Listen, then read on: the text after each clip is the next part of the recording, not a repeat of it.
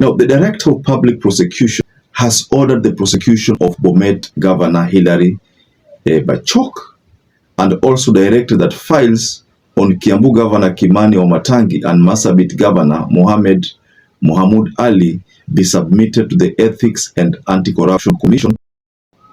DPP stated that Bachok will be charged with a conflict of interest after receiving 2.75 million from companies that traded with the county between financial year 2019, 2020 and 2024-2025. He further stated that on 18th July 2025, the Office of Director of Public Prosecution received an inquiry file from the EACC accompanied by a report under Section 35 of the Anti-Corruption Economic Crimes, Caps 65 Law of Kenya.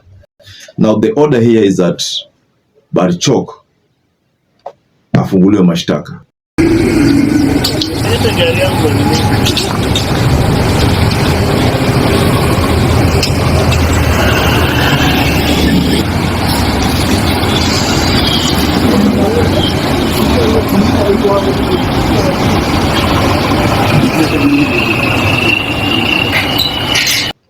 Now, let's look at this matter from two angles. This is coming a week after RUTO had made a pronouncement about a stand on corruptions and went after these institutions. Now, Bachok is the governor of Bomet. Kimani WAMATANGI is the governor of Kiambu. Now, we all know that Moses Kuria wanted to become the governor of Kiambu but failed because WAMATANGI beat him in the ballot. That is why WAMATANGI, he is the governor there. So if you are to interpret this move politically, then you'd say that this is a soft landing for Moses Kuria. Moses Kuria ni kama njia anatengenezewa. Ikiwa WAMATANGI atapatikana mashtaka, na imekuwa ikisemekana kwamba anakuwa targeted. Sasa akipatikana mashtaka, alafu IEBC iseme kwamba kwa sababu hizo corruption uko nazo wewe huwezi simama governor. So hiyo itakuwa ni Moses Kuria amepata njia panya ya kupita, because ni either yeye ama Ferdinand Waititu. Lakini Ferdinand Waititu ako na kesi, so Ferdinand Waititu hataweza. So ni yeye ama WAMATANGI.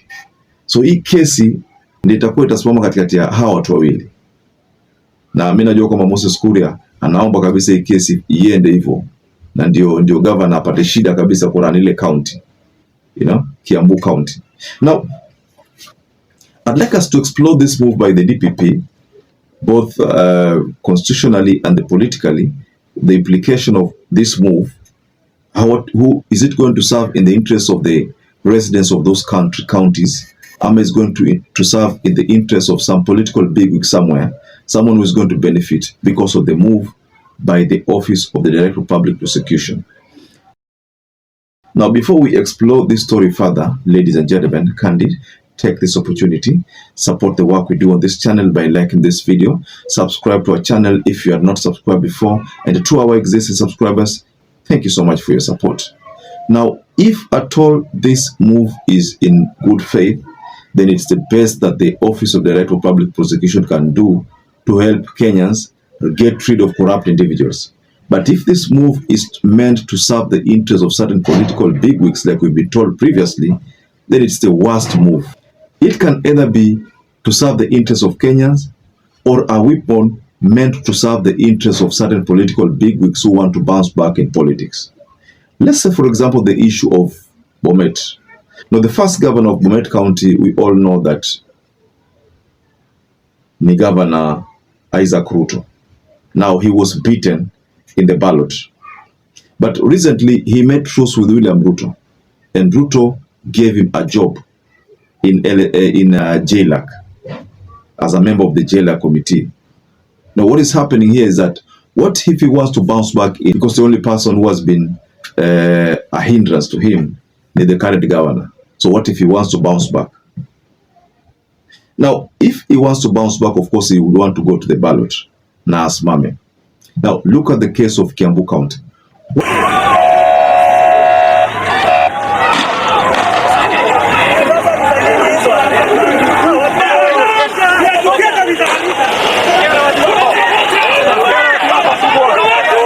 What if all this is just a soft landing for someone like Moses Kuria? Moses Kuria wants to bounce back. Because Moses Kuria wants to bounce back, kitu paka ifanyike. Wamatangi ni governor. Anataka kuwa governor for the second term. So what should happen? I remember there's a conversation that came from Kiambu County. People are saying that the governor is being targeted. And that was after that trip that Ruto made of the mountain. Na ikaonekana ni kama Wamatangi alikuwa anajisifu sana na akachukua more credits na Ruto akawa yuko pale tukusikiza the credits that Wamatangi anachukua lakini sio zake. In all the 47 counties sisi tulishika hawa watu, ndio unaona tuko pamoja nao namna hii. Hapa distribution ya fertilizer is first class. Watu wanapata fertilizer, wainue mkono. Inua mkono kama unapata first class. Your Excellency, badala ya kwenda kupeleka kule, hapo mahali Mheshimiwa Kahangara amesema tuko na container 2 tunatengeneza. Walakini tunachukuanga fertilizer na kupelekea watu mpaka mahali walipo. Sasa ndio unaona hapa sasa, badala ya mtu kuongeza gharama ati ameenda kuchukua shopping. Wamatangi failed to acknowledge the fact that the government was helping him with anything.